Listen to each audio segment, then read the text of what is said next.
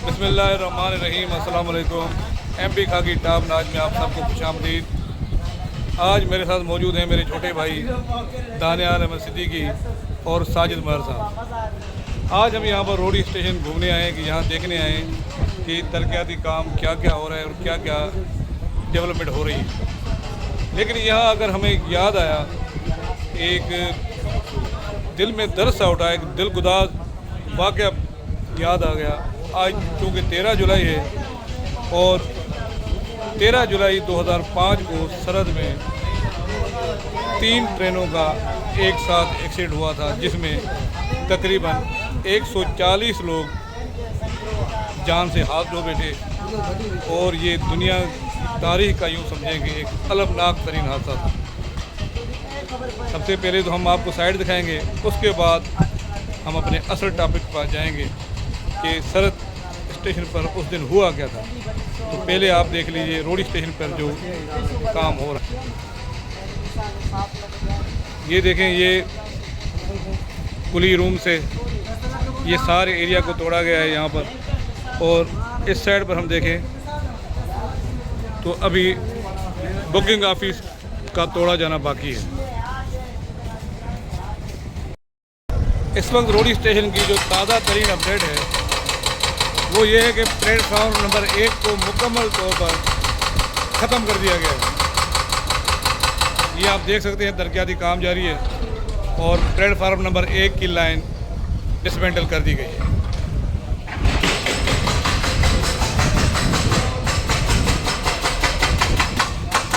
ये हम अब साइड देख रहे हैं प्लेटफार्म नंबर 1।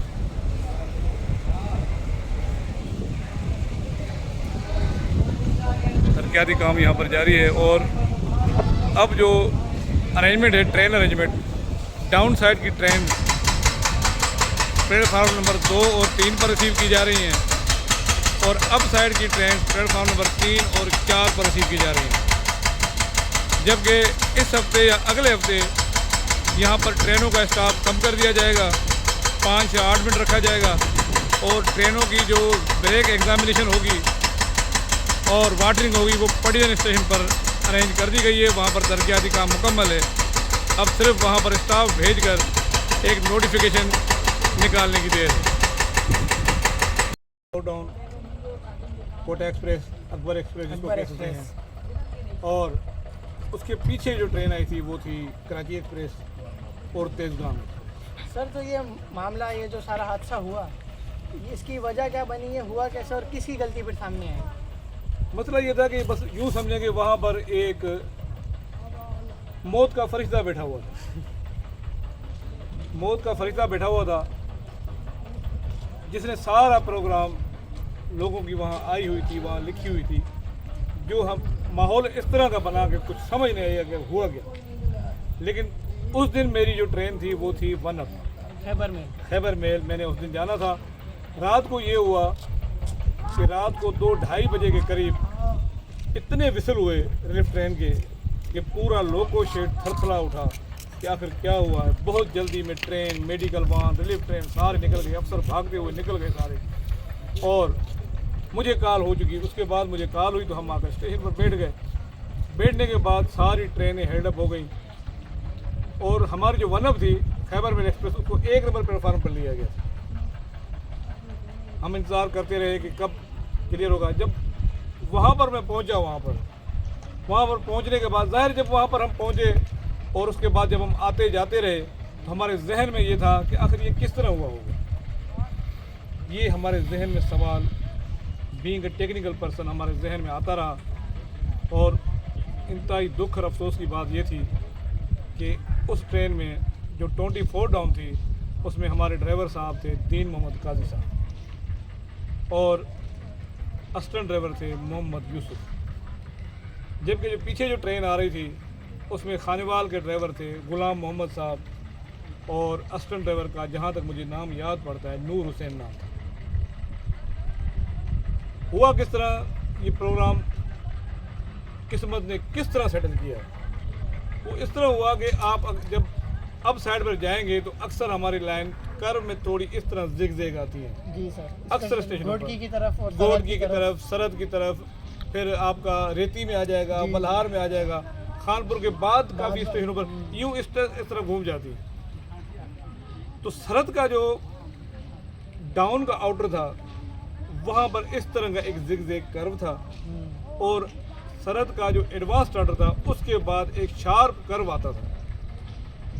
तो जब ट्रेन घोटकी साइड से आती थी तो सबसे पहले जो नज़र पड़ती थी स्टार्टर और एडवांस स्टार्टर पर नज़र पड़ती थी। ट्रेन की 24 की ब्रेक मान में कोई मसला पैदा हुआ जिसे अटेंड करने के लिए असिस्टेंट ड्राइवर गया पीछे, उसके साथ एक गेटमैन भी था, क्योंकि गेट पीछे एक गेट लगता है। ये काम कर रहे थे। जब डिटेंशन बहुत ज़्यादा बढ़ी तो ड्राइवर साहब को फिक्र हुई कि इतनी डिटेंशन क्यों हो रही है, मोबाइल तो इतने आम नहीं थे। तो उस वक्त ड्राइवर साहब भी पीछे चले गए और वो उनको गाइड करने लगे कि इस तरह करें, इस तरह करें। इस दौरान क्या हुआ कि पीछे से 16 डाउन आ गए, कराची एक्सप्रेस आ गई। अब कराची एक्सप्रेस को लाइन क्लियर किस तरह दिया गया तो मैं आपको समझाऊं थोड़ा डिटेल में। तो हमारे पास जो सिस्टम होता है वो इसको कहलाता है एब्सोल्यूट ब्लॉक सिस्टम। एक ट्रेन जाएगी, वहाँ पहुँचेगी तो पिछले स्टेशन को लाइन क्लियर मिला जाएगा, लेकिन उसकी कुछ शराइत है।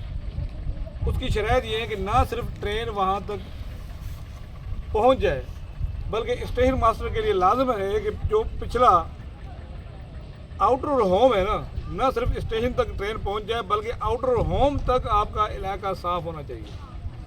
तो सरहद के स्टेशन मास्टर के लिए as per rule system clear था लाइन क्लियर देने के लिए, उसने दे दिया एज पर लॉ, यानी वो लाइन क्लियर देने में वो बेगुनाह साबित हुआ, उसके ऊपर कुछ नहीं आता।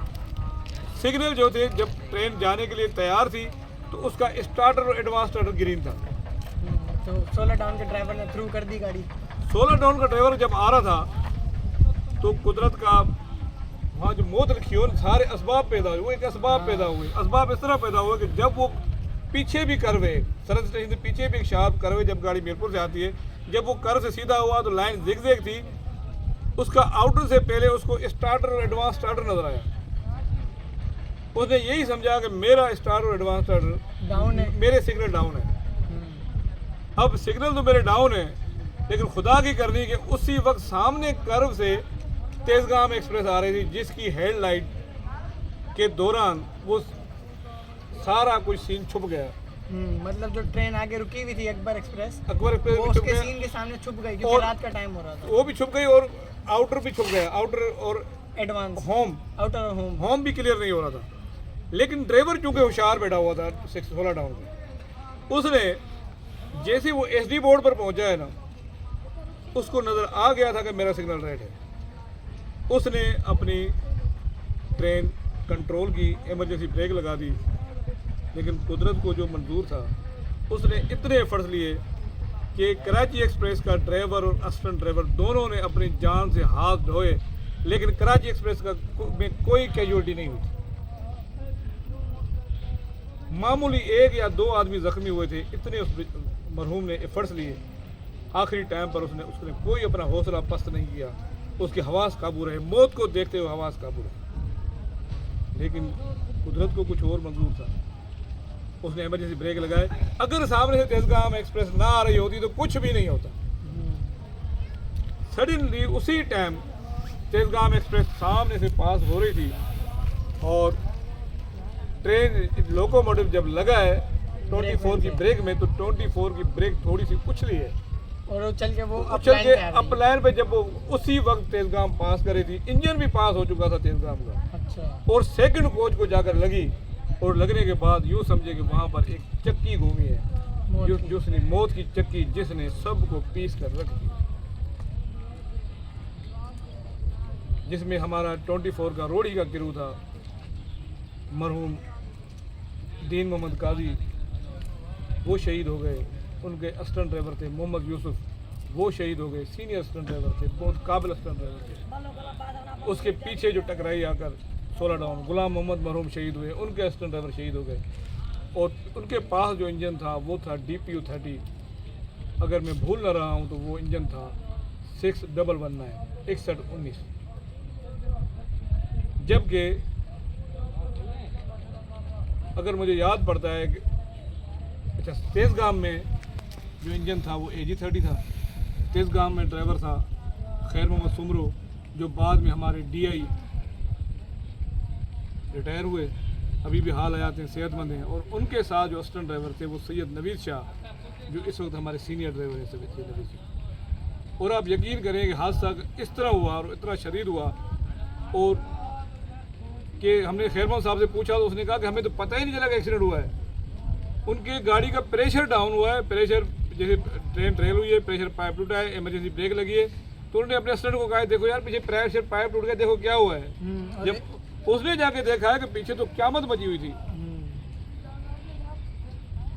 और इस तरह पाकिस्तान रेलवे में, पाकिस्तान में या रेलवे की तारीख में एक गमगीन बाब का इजाफा हुआ।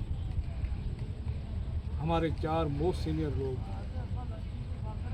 अपना काम करते हुए उन्होंने अपनी जान की, स्पेशल जो गुलाम मोहम्मद साहब थे ना, उन्होंने अपनी जान आखिरी वक्त तक अपना हौसला पस्त नहीं किया, आखिरी वक्त उनकी आवाज़ कायम रही, जिसकी वजह से उनकी ट्रेन में कोई कैजुअल्टी नहीं।